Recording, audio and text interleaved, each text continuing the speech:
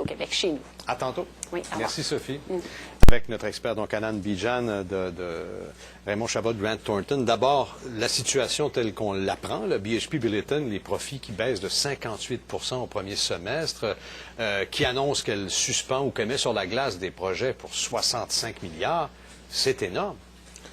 Bien sûr. Qu'est-ce que ça traduit, ça? Bien sûr, M. Poutier, quand vous regardez ça, c'est des nouvelles inquiétantes qui arrivent. Une des géantes minières qui apporte des résultats qui sont très décevants et vous avez d'autres qui ont suivi avec des résultats moindres. Mais il faut comprendre, il faut mettre les choses en perspective.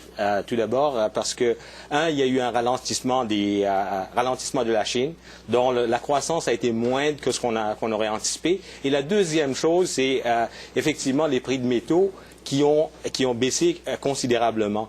Quand vous regardez les gros joueurs miniers, les géants miniers ou dans l'industrie, comment ils évaluent un projet au départ? C'est une affaire très très simple. Ce qu'ils font, c'est qu'ils utilisent un modèle simple qui est basé sur, les projets sont à terme, c'est-à-dire sur un certain nombre d'années, ça peut être 10, ça peut être 20 ans ou 30 ans. Et là, ils regardent les revenus qui vont découler sur un an, sur chaque année, sur une période de 20 ans. Les revenus qu'ils pensent qu'ils vont faire, mais on ne connaît pas le prix du métal dans 5 ans, dans 10 ans. Et là, vous touchez exactement. On fait des projections sur quel va être le prix dans l'année 1, l'année 2, l'année 3, l'année 4. Donc, c'est des projections à terme. Et en plus de ça, vous regardez s'il y a des coûts rattachés, dont le coût de l'investissement, et il y a des coûts d'opération. Et une fois qu'ils ont le net de ça, ils font une actualisation et ils regardent c'est quoi si ce projet-là, il est sur une base financière, il est positif. Et en plus de ça, une fois qu'ils ont fait sur une base financière, ils regardent des éléments qualitatifs dans le projet, s'il y a la place où on investit, est-ce que le climat économique est correct, est-ce que les relations avec les autochtones, est-ce qu'on a des main-d'œuvre qualifiées. Donc ils regardent tout un ensemble et ils regardent si le projet est positif ou pas. Donc pour revenir dans le cas de Billiton, donc c'est un exercice qui, une fois ils le font quand ils ont le projet en place, ils démarrent des projets. Mais d'autres fois, c'est périodiquement, ils font cette révision. Ils regardent, est-ce que c'est encore vrai? Exactement, parce que c'est toujours basé sur des projections, donc trimestriellement. Et là, c'est moins vrai que c'était? Non, c'est moins bon qu'on pensait? C'est moins bon. Bon, mais il y a plus autre. Il y a un élément. Quand vous avez la Chine, dont il y a un ralentissement économique, dont les prix ça tombe, c'est normal que la ligne des revenus ça baisse. Et si ça baisse, l'économique ça baisse. Et quand vous prenez un géant minier comme ça, c'est normal qu'ils ont un certain nombre de projets. Eux, ce qu'ils font, ils regardent chacun de projets et ils le priorisent. Et quand il arrive qu'un projet ou deux ou plusieurs projets qui ne sont pas aussi rentables qu'ils veulent, ben là, soit qu'ils l'arrêtent, il arrête carrément, ou bien qu'ils le mettent sur la glace et en attendant qu'il y a des projections un peu plus favorables. Et dans ce cas-ci, il y a BHP, il y a Xstrata qui a réduit ses prévisions de dépenses d'1 milliard pour l'année, il y a Vale la semaine dernière qui a suspendu un projet de mine de potasse dans Saskatchewan, Chrono. Est-ce que, quand même, ça fait 1, 2, 3, là, est-ce que ça ne traduit pas quand même un ralentissement important de l'économie mondiale et de tout ce secteur-là? C'est normal que si vous avez une économie comme la Chine qui prend à peu près 60% de la production de fer, quand vous regardez... Tant que ça? Oui. Et si vous regardez une économie comme ça qui va au ralenti et que ça... Et quand il y a des éléments comme ça, c'est certain que il y a un élément de prudence qui arrive au niveau de ces sociétés-là. Ça ne veut pas dire qu'ils l'ont arrêté indéfiniment, mais ça amène de la prudence. Bon, on lève le pied un peu. On lève le pied, on réévalue la situation, on regarde et puis on repart. Bon, dernière question à l'étranger, puis on va parler du Québec après, puis du Canada. Le ministre australien des Ressources naturelles qui a déclaré que le boom des prix des métaux qui a sauvé son pays de la récession, là, il dit « It's over », c'est fini. Lui, ministre, il ne peut pas être plus pessimiste que ça. Puis en plus, c'est dans son pays que ça se passe beaucoup, avec BHP qui vient de suspendre le projet de Olympic Dam. C'est 30 milliards, rien que ça. C'est normal qu'à chaque fois qu'il y a des investissements majeurs comme ça qui arrivent, c'est normal que ça va créer des incertitudes. Et quand vous voyez ça à terme, vous regardez ça, vous dites, bon, mais s'il y a des gros miniers, est-ce que ça va amener un effet boule de neige? Est-ce que celui qui est le producteur, qui est les gros joueurs, est-ce qu'ils peuvent influencer? C'est normal que cette inquiétude-là s'est traduite et c'est normal que... Mais vous n'êtes pas si pessimiste que ça. Non, non. Surtout si, moi, je le regarde du point de vue de Québec. Moi, je pense que, regardez, on est en pleine élection, on parle beaucoup du plan Nord. Moi, il y a une chose qu'on doit être clair, que le Québec, malgré toute la richesse qu'on a, on est un marché secondaire dans le marché. Dans le marché mondial, on est un marché secondaire. Au niveau du fer, on a 1% de la production qui est faite. Et puis... Vous n'êtes pas en train de dégonfler notre ballon. Là. Nous, on se pense gros, mais on se pense bon avec le plan Nord, puis on pense qu'on est les kings. C'est pas vrai? Non, c'est certain, c'est que où on est très, très fort, c'est au niveau de l'exploration. Vous regardez, au niveau de la production, on a 23 compagnies 23 projets qui sont en production. Mais c'est certain que c'est très gros quand vous le regardez uniquement au Québec, mais il faut le regarder sur un plan mondial. L'apport qu'on apporte sur un plan mondial, il est tellement moindre. Mais est-ce que, d'après vous, raison de plus de penser que les projets du plan Nord puissent être menacés si on est un petit joueur, si les gros ralentissent, ils ne viendront peut-être pas investir autant qu'ils pensaient chez nous? Ou on ne peut pas faire ce lien-là?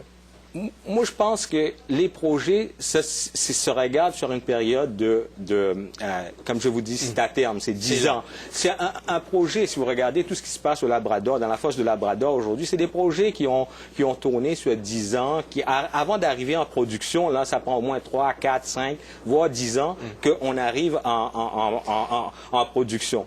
C'est clair que des projets qui sont déjà en cours, il n'y a rien qui va se passer. C'est que, pas rien qui va se passer, c'est que le cours, il va suivre son cours. On va le faire, et à moins qu'il y a des choses majeures, bon, on va ralentir un petit peu, mais ça va suivre. Le cycle minier a été toujours très, très long. On est dans les hauts et les bas. Ça va ralentir un petit peu. Mais ce qui a été annoncé, mais pas fait encore... Ça pose un problème. Ça pose un problème. Là où il y a des éléments importants, des nouveaux investissements à venir, quand vous voyez des gros comme ça qui sont, bon, ils jouent à la prudence, mais là, s'ils examinent, ils disent qu'ils vont regarder des projets. Mais là, on n'est pas juste nous au Québec, on est en compétition contre le monde. Et quand vous regardez tout ça, mais est-ce que nous, on va être choisis? C'est que on est dans un mode, ça c'est pour des nouveaux projets. Bon, et là, quand on dit on est en compétition, ça va nous amener à parler des redevances tantôt, mais juste avant, il y avait à Montréal un débat entre justement des représentants des partis politiques dans la campagne devant la Fédération des chambres de commerce du Québec. Et tout à l'heure, un peu plus tôt, la présidente Françoise Bertrand nous a résumé le ton un peu puis l'humeur des gens face à cette situation-là. On va l'écouter ensemble. Merci. C'est normal. Qui travaille dans les mines sait très bien que ce sont des cycles.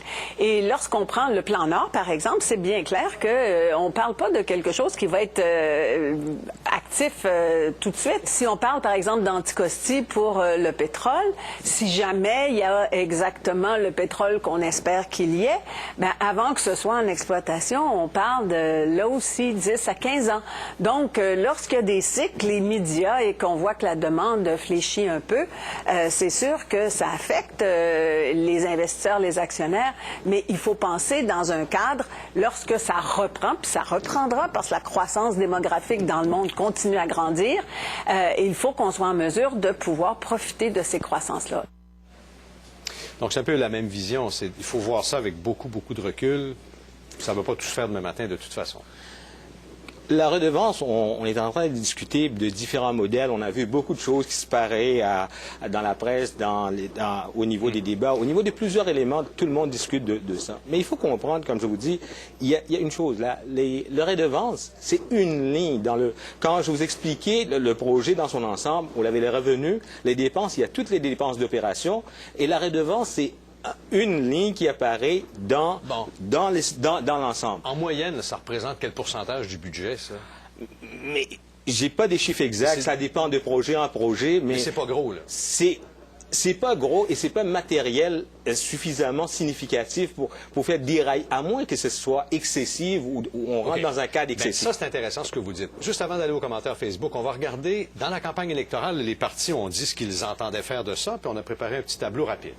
Pas compliqué pour le Parti libéral, on le sait déjà, on est passé de 12 à 16 des profits. La CAQ n'a pas l'intention de toucher à rien, donc ça va rester ça. Mais le Parti québécois, 5 de la valeur brute des ressources extraites, plus une taxe de 30 sur ce qu'ils appellent les surprofits de plus de 8 Ça pourrait changer la facture, par exemple. Est-ce qu'on parlerait d'un motif suffisant pour qu'une entreprise, advenant l'application de cette promesse électorale-là, puisse se reposer les questions sur un projet au Québec? C'est certain qu'à chaque fois que vous modifiez les règles de jeu, ça mène, pour un investisseur, un projet minier, de manière inhérente, c'est très risqué. Et puis, parce que ça prend un certain nombre d'années. Vous voulez changer la règle du jeu. Est-ce que ça amène un risque additionnel?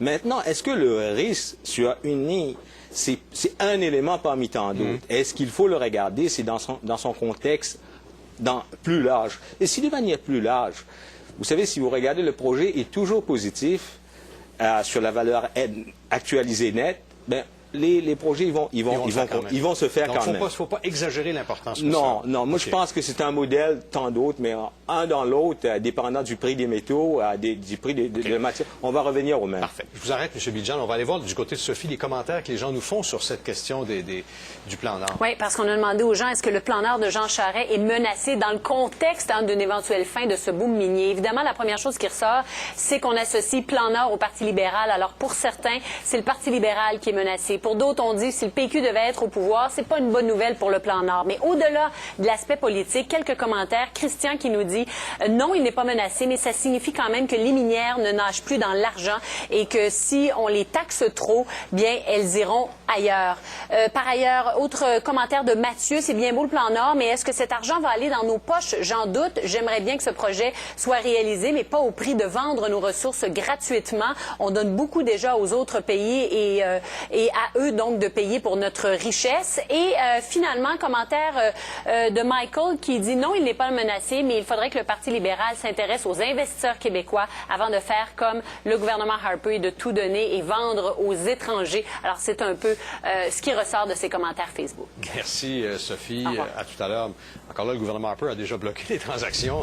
C'est une importante, évidemment, sur potache. Donc, est-ce que les gens ont raison d'avoir peur d'un dérapage important du plan Nord ou, au contraire, est-ce qu'on a tendance à exagérer l'importance que ça a dans l'économie québécoise? Bien, il faut se dire une chose. Le plan Nord, bon, on a beaucoup entendu du plan Nord depuis un certain nombre, peut-être 1 an ou 2, on entend beaucoup parler du plan Nord. Mais il ne faut pas oublier que le secteur minier au Québec, il a une historique de plus de 30 ans. Il était là avant. Il était bien là avant, bien avant.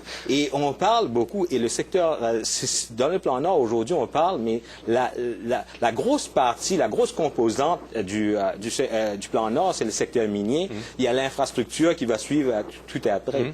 Donc, ça existait avant, et ça a existé sous d'autres partis, le Parti québécois ou le Parti libéral. Donc, moi, je ne vois pas aucune raison de croire qu'il y aura un changement majeur qui va arriver, que ce soit un parti ou un autre, une partie ou un autre.